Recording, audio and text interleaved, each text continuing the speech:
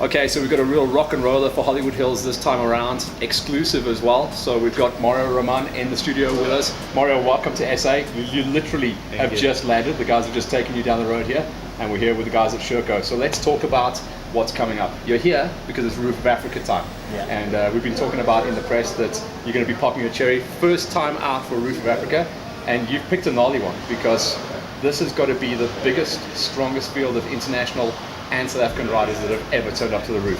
So it's going to be a wild one. Yeah, I'm really excited. It's been a crazy year actually. I've been racing since January non-stop around the world, and this race for me is very special. As you said, it's my first time. Everyone is racing here. I think it's going to be really tough. And everyone said this race is one of the toughest of the world because it's a many days event, many hours riding. And actually it's my favorite kind of race because GPS style, navigation alone in mountain by yourself, fixing your own problems every time. So looking forward and really excited to do a good event. That's the one thing I wanted to ask you about, that a lot of your races are kind of semi-marked, semi-GPS, whereas the roof is pure GPS. How do you feel about that? Exactly. The thing I like most is in hard enduro is we have every kind of race. Like every race needs a special preparation. Like for example, Alex Stream in January, you have 6 hour cross country and quite fast. The second one is Hell's Gate, you have 3 hours and you have artificial obstacles and it's hard scramble. The other one you have to push your bike for 8 hours. The other one you have GPS, so basically you need lot of experience to get used to arrive in good shape in every race. So I think for this one is, as you said, it's all about GPS stuff, and I feel really good. I ride smooth and easy with GPS, so I think it will be good. Comfortable like that. Yeah. These last couple of weeks, of course, South Africa is very, very big following the World Extreme Enduro. There's a reason for that, of course. We've got a couple of big swingers across there. Your teammate Wade, he's had a tough year. I mean, let's talk about See the Sky for a second there. That last hill. Are you guys friends again after that? Yeah, for sure. No, yeah, we have really good relationship.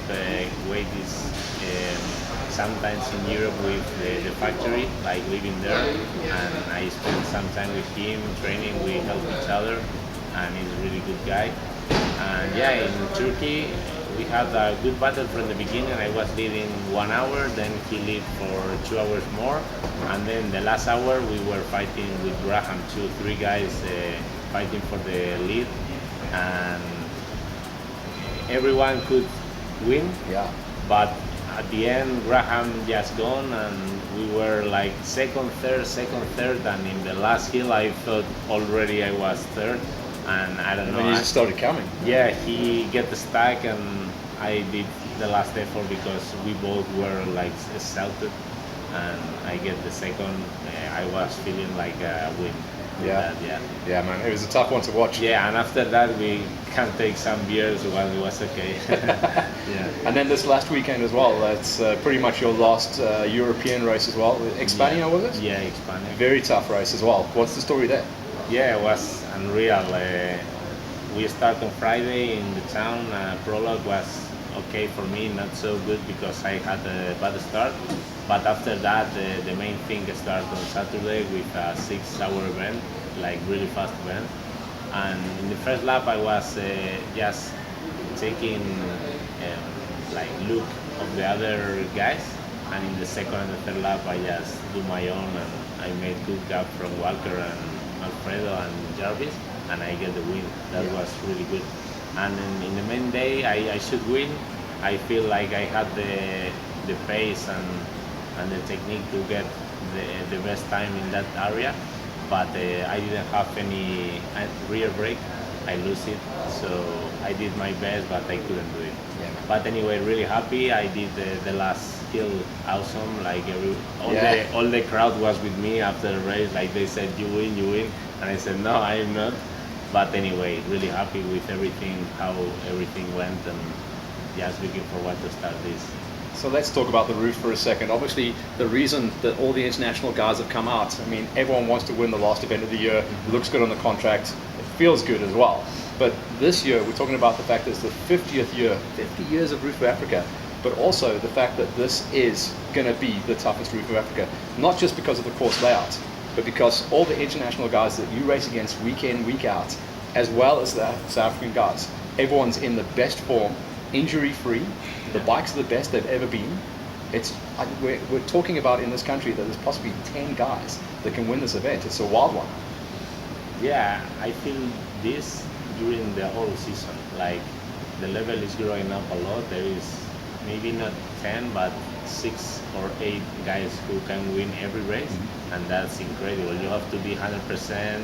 You have to control your bike 100% and be focused 100% the whole time of the race.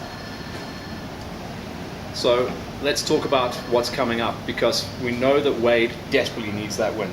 You want to come over there and take the rookies. I mean, the last couple of years, it's been Wade and Jarvis. Yeah.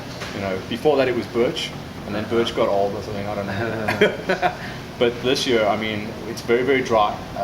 We've brought the events a little bit earlier in the year. The reason for that is to maybe not clash with some of the international events, but also to keep it drier. Okay. So we know that it's going to be bone dry, red hot up there. Do those kind of conditions feel good for you?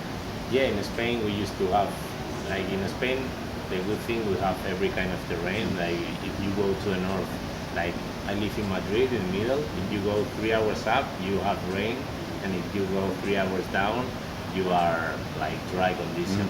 So basically it's the terrain I feel best. So it's gonna be like race at home. Okay. Well, we know you just got off the flight, so we're down here at Sherco. We're going to be trying to catch up with the rest of the guys. They're all landing today. Everyone's rolling up the hill to the roof. We just wish you the very best of luck. Thanks for sharing it with us. And let's see what happens in this year's Roof of Africa. But we know that the 50th roof is going to be a wild one. Best of luck to you, man. Thank you. As always, guys, as we sign off, don't forget to support those who support us. That is all of our sponsors, the guys up at Vans Racing. Husqvarna, they've still got their 2018 range lined up with free sets of motocross riding kits, so go see those guys. EMD are running their tire and their lubricant specials under the Metzler and Motul flavors, so go and see those guys. And I know they've got a ton of blowout stock happening over this closed down period as we run up to Christmas 2017. Basefit as well, we know that they're going to be throwing out some specials going forward into 2018, but for now, if you want to get yourself riding fit, go see the guys at Basefit. Other than that, QCon, thanks for all your support as always. Hollywood signing off.